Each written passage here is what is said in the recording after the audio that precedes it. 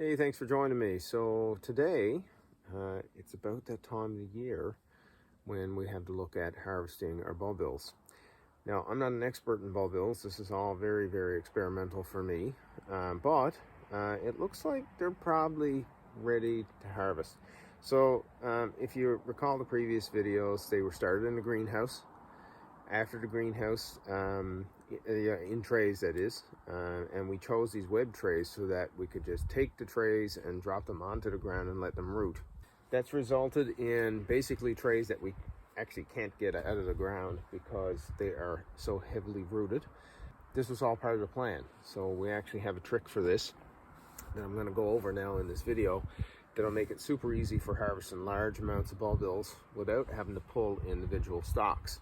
If I give some of these stalks a tug, you see that the stalks just come right off. So we think they're ready. So the question is how do we get these trays out of the ground? These guys were dropped right down in a layer of nice, soft, spongy compost with very, very little rocks. So the plan is literally slice them out. So in commercial setups for harvesting large amounts of garlic, apparently they oftentimes use undercutting. Now, undercutting is a way to get in under that I guess bulb, sever the roots so that it makes it easier to actually pull the garlic. Normally in a backyard garden, people oftentimes just use a fork or whatnot, and they get down, they loosen up the soil and then pull the stalks. But in this case, there's probably 5,000 stalks. There's no way that I'm pulling all of these, so I need a way to actually get them out really easily. So luckily, like I said, I have this long knife, and I'll try to get a close-up of this so you guys can see how it is we're going to harvest large amounts of bulbils in a short amount of time and make sure that none of them get mixed up with each other, because we have like 13 varieties here. So here's a close-up of those trays, and you can see I can pull on that all I want and they're not coming out.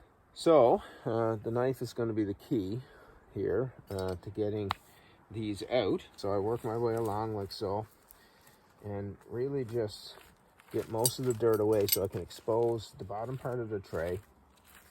So now I can see the tray. So as you see, look, there's a loose one there that's slowly rooted outside. So those have sized up pretty nicely.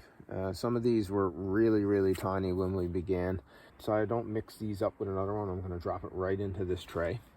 And now the key is the long knife. So you see that's really rooted in there. And if I insert that knife, look how easy that is. And that just follows the tray all the way along. And now, almost like filleting a fish, you just work your way along and make sure that you're just following the tray, and that's it. So there you go. It's a tray of bulbils harvested.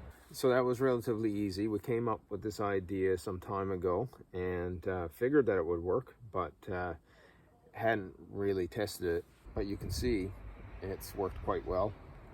You can see all the roots in the bottom, and a couple of bulbils now that are fairly big that are kind of falling out through the bottom because the soil has dropped. But you know, overall, what a great way to harvest your bulbils if you want to do large amounts in, I guess, a short period of time like a summer.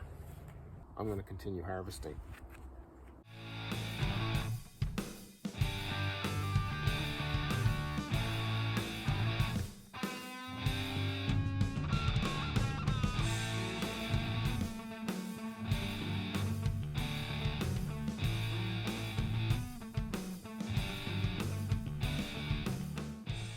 So that took about 10 minutes and it was fairly easy, and there's certainly the smell of garlic here now. It's amazing how much garlic smell comes through when you actually cut the roots. It's actually pungent. It's crazy how much garlic smell there is in this garden right now. Alright, so the next step is to get these out of the trays. So here's how we do it. Once the tray is cut in under, we'll lay it here on this row cover, give it a shake, And that's it. We can now harvest large amounts of bulbils in a very, very short period of time. Shake out the dirt, and that's all to it. And now they're ready to go into the tray for drying. Easy peasy. We'll definitely be using this method as we move forward.